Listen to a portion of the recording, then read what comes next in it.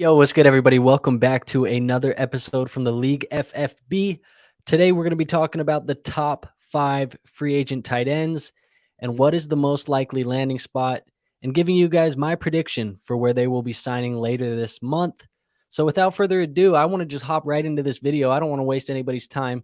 So, let's just pull up uh, a quick presentation that I have for us.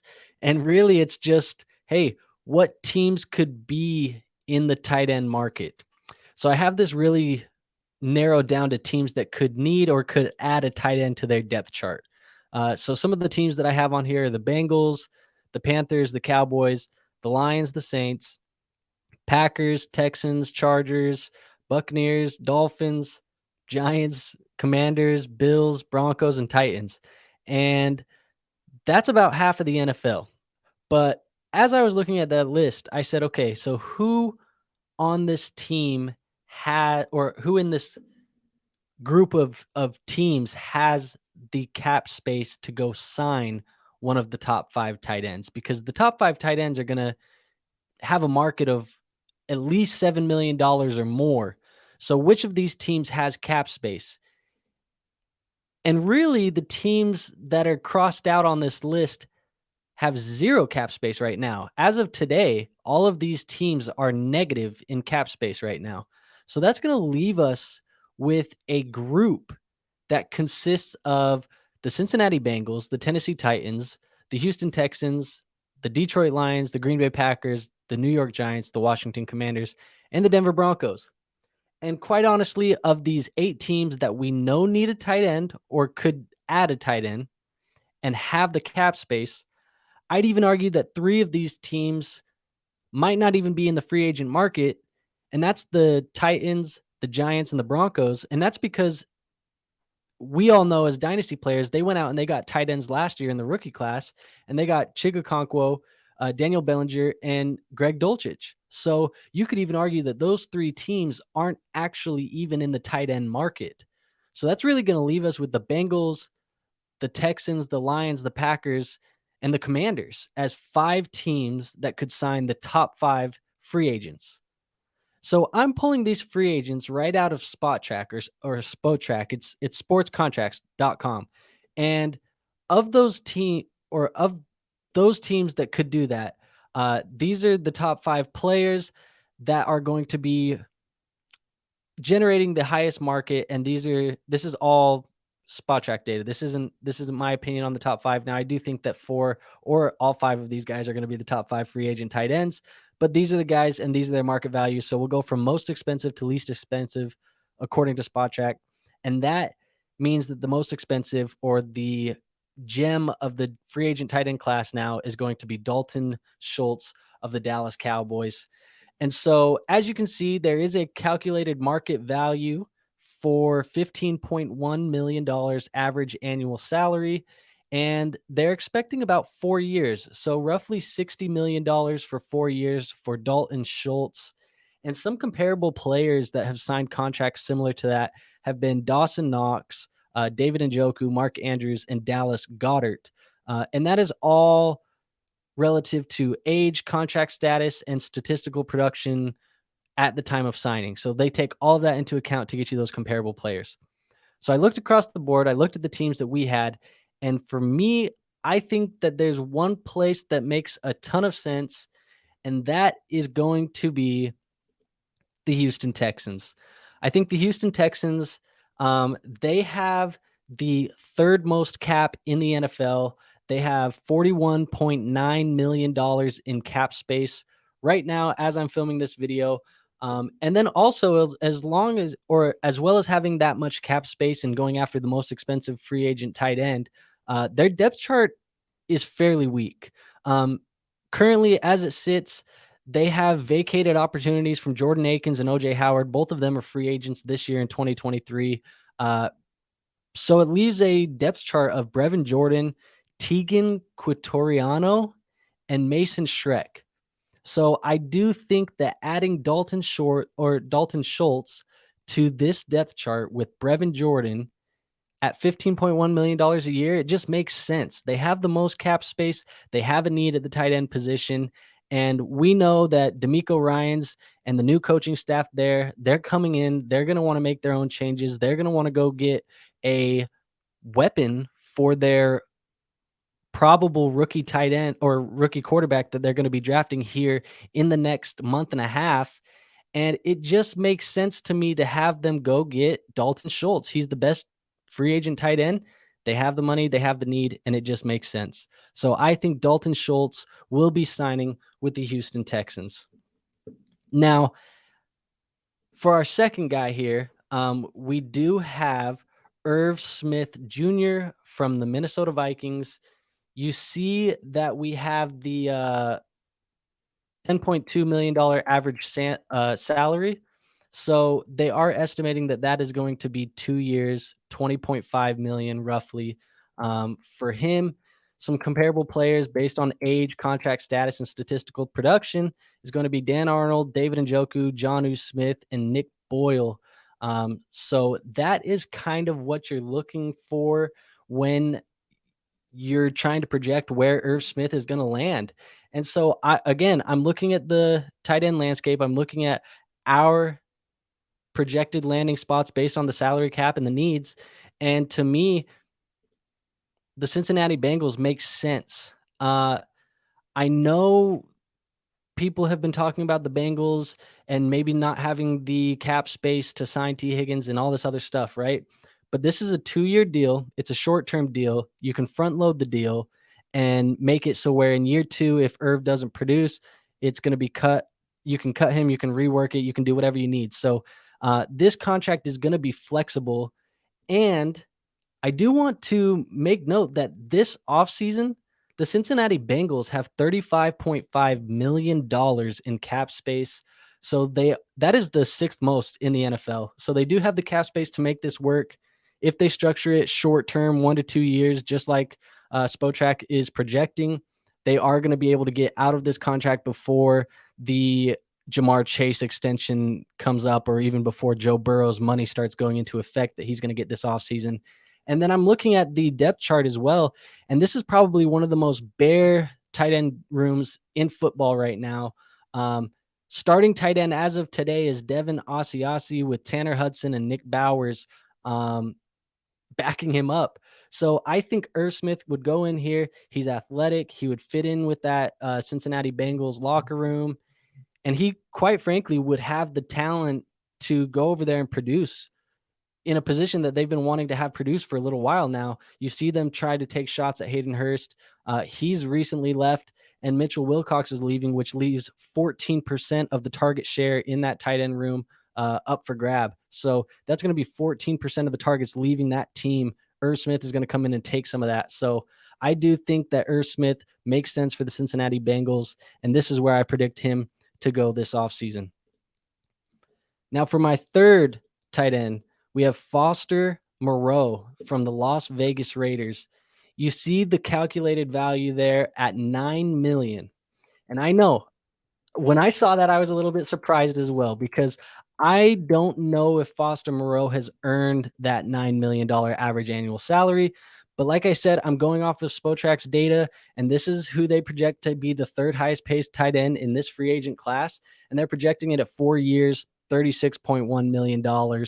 And so some comparable players based on the age, the contract status, and the statistical production. That's going to be Mo Alley Cox, David Njoku, Nick Boyle, and Jonnu Smith. So Foster Moreau, 25, he's going to be 26 years old, coming off of the rookie deal. He is going to be seeking that $9 million. And we look across the tight end landscape, again, depth charts and cap space. And where do I think that Foster Moreau lands, and where does it make sense? To me, it's the Washington Commanders. The Washington Commanders are currently sitting at $16.7 million in cap space. They're going to be losing Logan Thomas, or actually they're going to be able to cut Logan Thomas here this offseason and save a good amount of money. And outside of Logan Thomas, the tight end room's pretty bare. It's John Bates, Cole Turner, Armani Rogers, Curtis Hodges. There is nobody in that tight end room. And by cutting Logan Thomas, adding Foster Moreau, you're probably going to spend roughly the same amount of money in that tight end room. Logan Thomas, he spent last offseason recovering from the torn ACL, so it really wasn't surprising to see him come off to a slow start. He's set to be 32 years old. They are going to need to just move on from him at some point. So I do think this makes sense.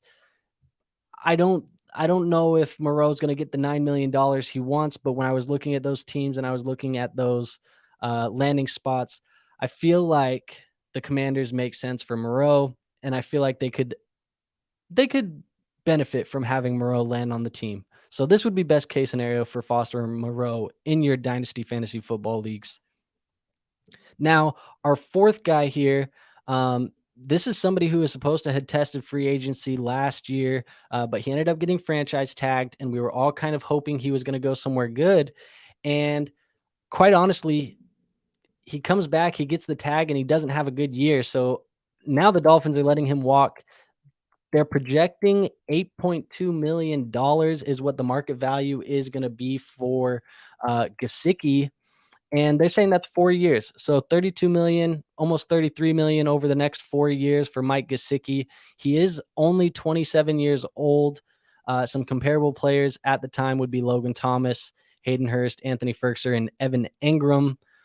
I really would not be surprised to see Mike Gesicki get that Evan Engram deal, that 1 year, $9 million, like you see down there. Approve it, show me you got it, give me a new scheme, and really let's see what you have left in the tank, Mike Gesicki. But again, I'm looking at the tight end landscape. I'm looking at our projected teams, who has the cap, who doesn't. And to me, a team that makes a ton of sense for Mike Gesicki is going to be the Green Bay Packers. Now, the Green Bay Packers, they do have a good amount of cap space this offseason. They're sitting in the top 12, just a little bit more cap space than the Washington Commanders. They have 17.5 million, and we know that they're going to be able to possibly free up a little bit more just depending on some cuts. Now, keep in mind, if the Green Bay Packers do move on from Aaron Rodgers this offseason, they are going to have to eat some dead money, which is not necessarily a big deal for them currently, but it could affect them in the future, which could make future signings look a little bit off. Now, I do want to say that the Green Bay Packers, they do have Robert Tonyan, but Robert Tonyan is scheduled to be a free agent this offseason. So we're not going to be talking about Robert Tonyan in this video. I don't think he's going to be a top 5 tight end, and he's not projected to make money as a top 5 tight end in this class. But one of the biggest positional needs for the Green Bay Packers is going to be that tight end. Mike Gesicki's talented. He's athletic. He's going to be able to come in and fill that room. And if they do move on from Aaron Rodgers, Mike Gesicki will be a great security blanket for a guy like Jordan Love.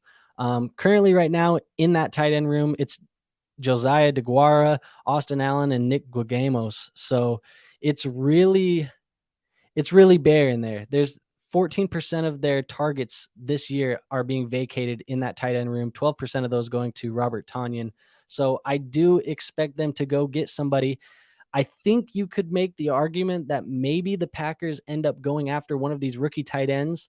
And I do think that is a strong argument for all of these, because we do know that the rookie tight end class is very strong this offseason. So it could kind of make this a little bit murky.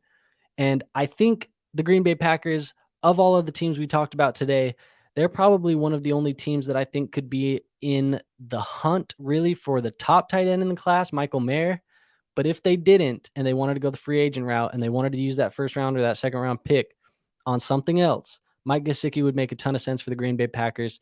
And I think I would really enjoy this fit, trying to see what Mike Gesicki could do with Matt LaFleur. So that is our fourth tight end. Now, I said we were going to be talking about the top 5. Let's get to tight end number 5 on the list. And we kind of talked about him earlier. It's Hayden Hurst. He is projected top 5 numbers at the tight end position in free agency this offseason, according to Spotrac. And so they're calculating $6.8 million for Hayden Hurst. Some comparable, and that's only a 1-year deal. So it's going to be a $6.8 million 1-year deal. Let's see what you got. And that's comparable to Anthony Ferguson, Jordan Akins, Mo Alley Cox, and Logan Thomas. Now, I do want to pull up their cap situation because I do have it for the team that I'm about to talk about. So as far as potential fits, I was looking at it, and I think that a solid and a good potential fit for Hayden Hurst is going to be the Detroit Lions. So the Detroit Lions, they have a very clear need at tight end. I think tight end might honestly be one of their biggest needs after trading TJ Hawkinson last season. And I do think that the Detroit Lions are going to be heavily in the hunt for a rookie tight end. But I think signing a guy and drafting a guy is probably the best case scenario for the Lions this offseason because their tight end room is really, really weak. And they have the cap space to go in and do this. $6.8 million isn't going to be a ton. It's like I said, it's a 1-year deal. And the Detroit Lions sit currently in the top 10 cap space, or sit in the top 10 for the most cap space in football right now with $23.5 million. So I do think this could be a potential add. And I do want to just say that for the Detroit Lions, right now they're just looking at James Mitchell, Shane Zylstra, and Derek Dees Jr. on their tight end depth chart. It's a huge need. Huge amount of vacated targets there as well with TJ Hawkinson being gone and Brock Wright. He's going to be scheduled to be a free agent. So I do think that if they don't believe in James Mitchell, who they did take in the 5th round last year, they're going to be looking to add 1, maybe even 2 tight ends to this room. And you can see them do it in free agency and in the draft. And if they did it in free agency, I don't mind them taking a shot on a guy who's maybe not going to take top dollar, but you know that he's capable and you know that he could come in and give you a year. And that's going to be Hayden Hurst. So I think Dan Campbell, being a tight end coach before he came over to the Lions, I think he's going to like what Hayden Hurst does. Hayden Hurst can block. He can go out and receive. He can kind of do it all. Keep in mind that Hayden Hurst, he's a former 1st-round pick. It just hasn't worked out for him really for the most part, playing in Baltimore, going over to Cincinnati. And I would argue that last year was probably his best year of his career. But give Hayden Hurst a year in Detroit. Let's see what happens. And I think it would be a great fit for Hurst and for the Detroit Lions. So that is my top 5 tight ends. My predictions for where I think that those 5 tight ends will land in free agency. Wanted to get this video to you guys just to wrap up the series. We've already done free agent quarterbacks, running backs, and wide receivers. So if you haven't watched those videos, go back and check them out. We predicted the Derek Carr going to the Saints before it happened. So that is something that's pretty cool to see. It's awesome to see these pan out after we put in the research and we do all the stuff to go behind the scenes for it. So if you like the content, go ahead and like the video, comment on the video, and subscribe. I say it on every video, but really that is the best way that you can show support to a channel like ours. When you're small, when you're growing, the biggest thing for you is to get into the YouTube algorithm, and you can only get into the YouTube algorithm if people are watching the content and liking the content and sharing the content. So if you want to support us, go do that. If you do want to talk a little bit more Dynasty Fantasy Football, we do have a free Discord that is in the YouTube banner and in the About section of our page. So go join that free Discord. If you've watched the channel before, you know we do trade review shows every once in a while, and we pull the trades right out of that Discord. So if you want your trades reviewed on a trade show, go to that Discord, join it. Like I said, it's free. We can talk some fantasy football and really just grow this community. So thank you again for watching. I will see you guys on the next video. Peace out.